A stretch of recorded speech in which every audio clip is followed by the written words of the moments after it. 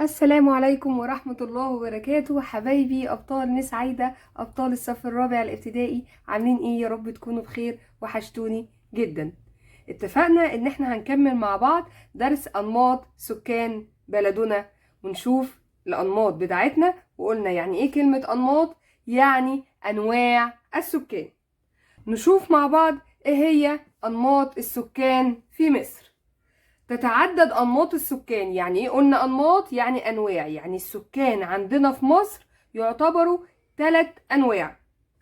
طيب أول نوع معانا رقم 1، وهم السكان الذين يسكنون المدن. يبقى الحضر دول اللي عايشين فين؟ في المدن الكبرى. طيب بيعملوا بإيه؟ بيقول لنا دول شغالين في الصناعة والتجارة وكمان السياحة والخدمات، سواء تعليم أو صحة أو مصرفية، يعني البنوك. يبقى الناس اللي بتشتغل في المصانع أو في الشركات أو في السياحة أو التعليم أو المستشفيات. التعليم يعني المدارس، والصحة يعني المستشفيات، والمصرفية يعني البنوك، اللي هم الموظفين اللي احنا بنسميهم الموظفين. طيب ايه هي المحافظات بقى بتاعة الحضر، او ايه هي المدن الرئيسية اللي موجودة في مصر؟ بيقولك عندنا 4 محافظات حضرية. حضرية يعني ايه؟ يعني مدن كبرى. زي ايه؟ القاهرة والاسكندرية وكمان السويس وكمان بورسعيد. يبقى ايه هي المدن الرئيسية اللي في مصر اللي هي اللي بيسكن فيها سكان الحضر او المدن؟ القاهرة والاسكندرية والسويس وكمان بورسعيد.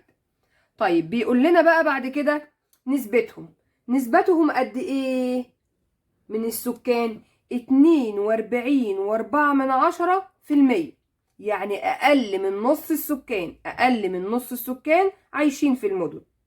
ده طبعا من إجمالي عدد السكان اللي احنا قلنا كام؟ اللي هو 4. احنا قلنا عدد السكان كان كام؟ 94.8 مليون. أقل من نصهم بقى عايشين فين؟ عايشين في المدن. طيب نسبتهم، او نشوف الاول الخصائص او المميزات بتاعتهم. الاميه. يعني ايه اميه يا مس؟ ما احنا لازم نعرف يعني ايه اميه. اميه الشخص الذي يفتقر لمهارات القراءه والكتابه. يعني بالبلدي كده البني ادم اللي ما بيعرفش لا يقرا ولا يكتب، ده اسمه ايه؟ امي، اللي هي الاميه. طيب هل الأمية في المدن الكبيرة اللي زي دي هتبقى مرتفعة؟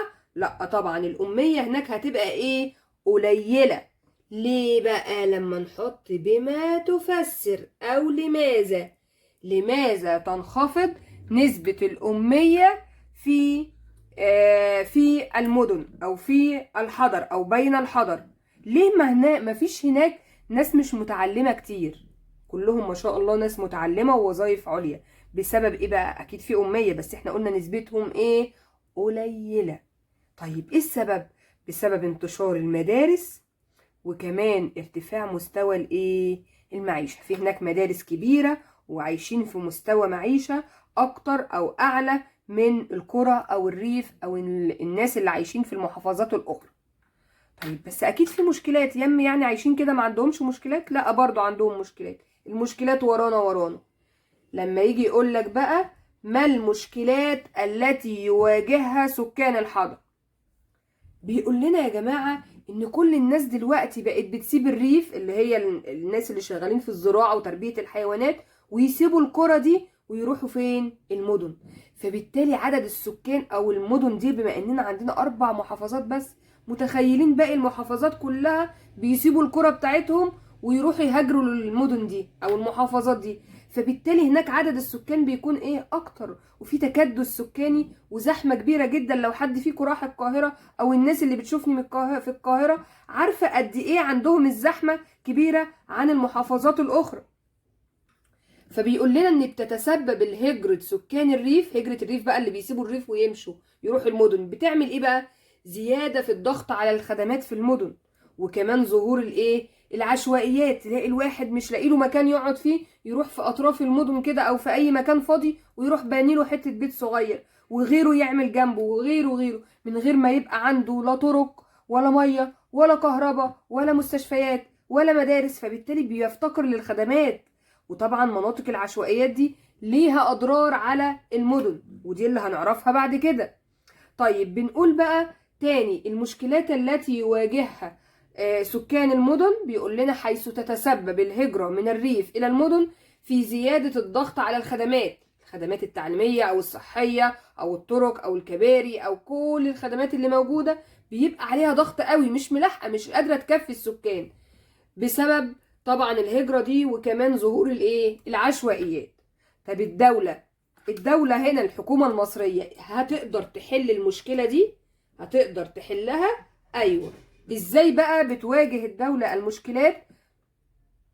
بيقول لنا عن طريق تنفيذ المشروع القومي لتطوير العشوائيات. تحاول تطور المكان ده زي ما بنشوف في التلفزيون كده. نكمل مع بعض سكان الريف. احنا قلنا عندنا 3 أنواع، قلنا الحضر، وكمان دلوقتي تاني حاجة الريف، ولسه كمان معانا سكان الصحراء اللي هم البدو. سكان الريف بيقول لنا هم الذين يسكنون القرى. يبقى سكان الريف هم الذين يسكنون القرى. يبقى الريف دول الناس اللي شغالين في الزراعة وكمان تربية الحيوانات، عايشين في القرى حوالينا. نسبتهم قد ايه بقى؟ 57.6%، يبقى اكتر من النص. لو جمعنا طبعا الحضر والقرى هنلاقيهم 100%. يبقى نسبتهم 57، طبعا عددهم اعلى. يبقى لما يجي يقولك ايه الاكتر، سكان الحضر ولا سكان الريف؟ طبعا سكان الريف. نسبتهم احنا قلنا هناك بيتميزوا، الخصائص بتاعتهم بيتميزوا بانخفاض او قلة الامية. اما هنا في الريف بقى هيبقى العكس، الامية هناك اللي هي افتقارات لمهارات القراءة والكتابة، الامية هناك مرتفعة. لو هنقارنها بسكان الحضر، لا الريف اعلى في نسبة الامية. طيب ايه المشكلات بقى؟ لا المشكلات هناك كتير. ان كنا قلنا هناك في الحضر ان هناك المشكلات الضغط على المرافق وظهور العشوائيات، فهنا المشاكل عندنا اكتر. اول حاجة بيزداد متوسط عدد افراد الحضر. يعني ايه يا جماعة متوسط عدد الافراد؟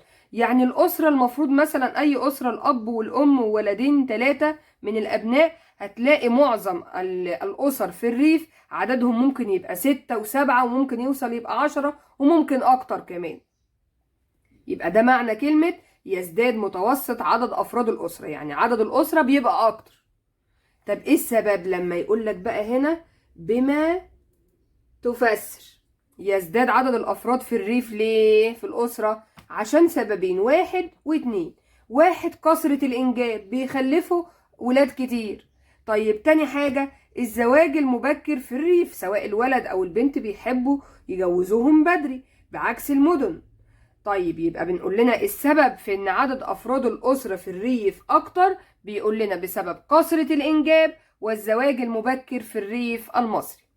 طيب ايه تاني المشكلات اللي بيواجهها سكان الريف؟ يبقى دي قلنا اول مشكلة ان متوسط عدد افراد الاسرة اكتر، وكمان رقم 2 انخفاض مستوى المعيشة. بس احنا قلنا المدن هناك بيتميزوا بارتفاع ارتفاع مستوى المعيشة، اما في الريف العكس. يبقى من حيث الامية ومستوى المعيشة الاتنين عكس بعض، بتنخفض الامية في الحضر وبترتفع مستوى المعيشة. اما في الريف بترتفع معدل الأمية وينخفض مستوى المعيشة. طب لو قلنا برضو هنا بما تفسر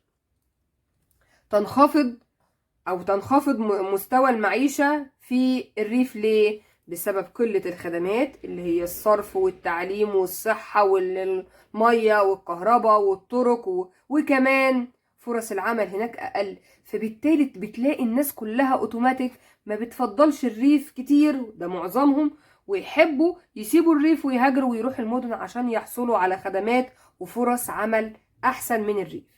يبقى هنا قلنا ليه بيزيد متوسط عدد أفراد الأسرة؟ بسبب كثرة الإنجاب والزواج المبكر. طيب ليه بينخفض مستوى المعيشة؟ بسبب قلة الخدمات ونقص فرص العمل. طيب الدولة بقى لازم نقول إزاي الدولة تحل المشكلات دي، زي ما حلت مشكلة العشوائيات وقلنا إن هي بدأت تطور العشوائيات. برضو المشكلات اللي عندنا في الريف لازم الدولة تحاول تحلها. طيب هتعمل إيه الدولة؟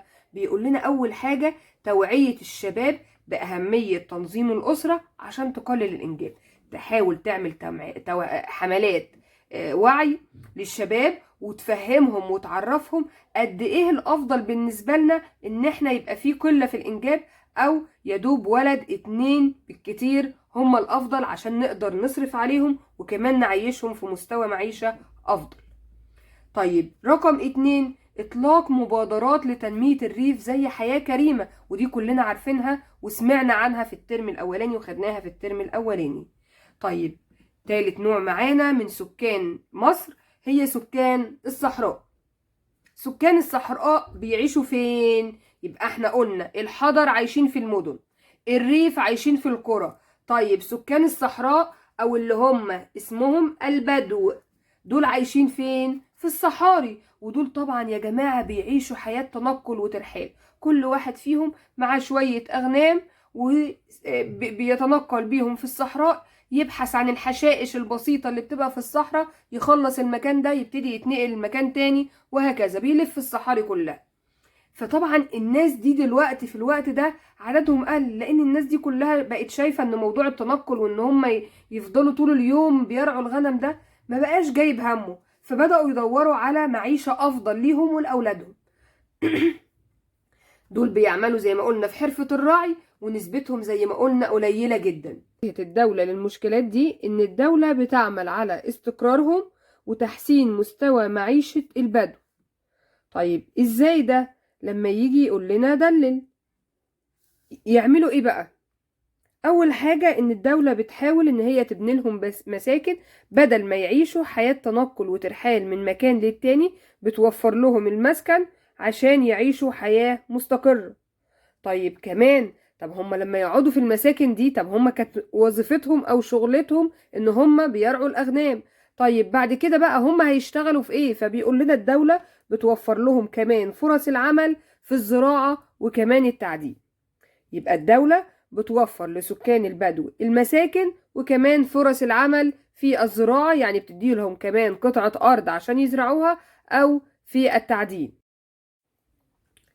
طيب كمان بيقول لنا يساعد تنوع سكان مصر في تحقيق التكامل بين السكان، بيكملوا بعض، وكمان تبادل المنتجات، بيبدلوا منتجاتهم مع بعض، وكمان تحقيق التنمية في المجالات الاقتصادية. طب ازاي؟ يعني مثلا سكان الحضر يا شباب، سكان الحضر يقدروا يستغنوا عن سكان الريف؟ حد ممكن يقول عادي، يعني ايه المشكلة؟ لا، ما احنا لو سكان الريف مش موجودين، مين اللي هيزرع الأراضي الزراعية ويبقى عندنا المنتجات الزراعية اللي احنا بناكلها أو بنستعملها في غذائنا؟ يبقى أهل الريف مهمين جدا بالنسبة لنا برضو، والعكس. طيب لو سكان الريف ممكن تبقى الدولة كلها ريف؟ ما احنا قلنا سكان الحضر برضو مهمين، شغالين في الزراعة، في الصناعة والتجارة والسياحة والخدمات والتعليم والصحة وكل ده. فكل واحد في الدولة له دور بيكمل بيه الدور اللي بيعمله التاني. فهمنا ده؟ طيب المشروع القومي لتطوير الريف المصري، احنا قلنا ان الريف عندنا مشكلات اللي احنا قلنا عليها فوق. رئيس الجمهورية أطلق مشروع قومي عشان يطور الريف المصري، ويبقى أهل الريف مش ناقصهم أي حاجة عشان يسيبوها ويروحوا المدن، يبقى عندهم كل حاجة زيهم زي المدن. طيب نشوف بقى المشروع ده. بيقول لنا يأتي المشروع القومي لتطوير قرى الريف من خلال مبادرة حياة كريمة اللي احنا خدناها في الترم الأولاني. طيب دورها ايه حياة كريمة؟ بتعمل ايه؟ خدناها قبل كده، بنقول لتحقيق التنمية المستدامة والشاملة. يبقى بنقول تاني، حياة كريمة دورها ايه؟ تحقيق التنمية المستدامة والشاملة. طب ايه هو الهدف من المشروع؟ لما يجي يقول لك سين، ايه هو الهدف من المشروع حياة كريمة؟ 1، تحسين مستوى الخدمات كالتعليم والصحة والبنية الأساسية زي الصرف الصحي والطرق والمية والكهرباء، كل دي خدمات بيحسنوها في الريف عشان يبقى متاح لهم كل الخدمات، مش ناقصهم حاجة. كمان بيحسنوا مستوى المعيشة وكمان مستوى الدخل، يبقى تحسين مستوى الدخل ومستوى المعيشة، يبقى في دخل اقتصادي أو كل واحد له شغل ثابت بيدخله دخل يقدر يصرف بيه على الأسرة بتاعته، وكمان مستوى معيشة أحسن. قلنا كل ده لما يتوفر في الريف مش هيضطر اهل الريف ان هم يسيبوا القرى بتاعتهم او يسيبوا الاراضي الزراعية ويهملوها ويهاجروا للمدن اللي بعد كده بنقول بيظهر فيها مشكلات بسبب الهجرة من الريف الى المدن. طيب في عندنا كمان تنظيم أسرة. دلوقتي بنسمع كتير إعلانات بتطلع في التلفزيون بتوعي الناس عشان تخليهم ما يخلفوش أطفال كتير، يعني طفل 2 بالكتير، عشان كل واحد يقدر يصرف عليهم أحسن وياكلوا أحسن ويتعلموا أحسن ويعيشوا حياة كويسة أفضل. ده اللي احنا بنتكلم عليه وبنقول اسمه تنظيم الأسرة. يبقى تنظيم الأسرة جهود الدولة بقى بتعمل إيه؟ بيقول لنا تعمل الدولة على تنفيذ المشروع القومي لتنمية الأسرة صحيا وكمان اجتماعيا. ايه الهدف بقى لما يقولك ايه هو الهدف من مشروع تنظيم الأسرة؟ الهدف معانا بيقول لنا هو ضبط الزيادة السكانية وتنظيم الأسرة، ان احنا نحجم الموضوع بتاع انجاب الاطفال، نقلل الموضوع شوية، فبالتالي لما عدد الاطفال يقل فعدد السكان هيقل، فيبقى عندنا خدمات افضل. طيب ايه النتائج بقى لما نهتم بقى وننظم الاسرة وبالتالي عدد الاطفال معانا هيقل؟ ايه اللي هيحصل بقى؟ احنا قلنا من المشكلات اللي موجودة في الريف هي زيادة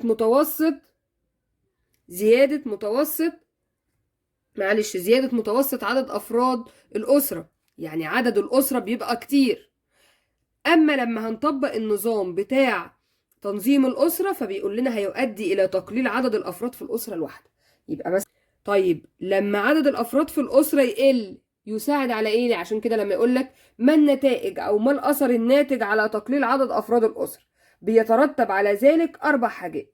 1، بيقول لنا تربية الطفل وتعليمه بشكل جيد. اكيد لما يبقى عندي طفلين غير لما يبقى عندي 6 أو 10 اطفال، فلما يبقى عندي طفلين هعلمهم افضل او احسن من لما يبقى عندي 10. تمام؟ طيب المحافظة على صحة الام اللي بتنجب الاطفال دي، الطفل ده بيتكون وبيجي من صحتها، من الغذاء اللي في جسم الام. فاحنا لما الام تخلف مرة و2 و3 و4 و8 و10، فبالتالي ده كله بياخد من صحة الام فبيبقى جسمها ضعيف جدا.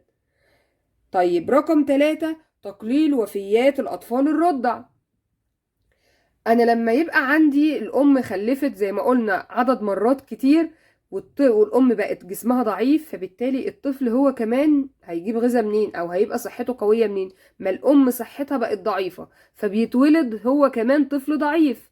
فبيقول لنا ان هنا لما الطفل تبقى مولود وصحته مش كويسة او صحته ضعيفة وما عندوش مناعة، فبالتالي هيبقى في عندنا ارتفاع في معدل الوفيات بتاع الاطفال الصغيرين.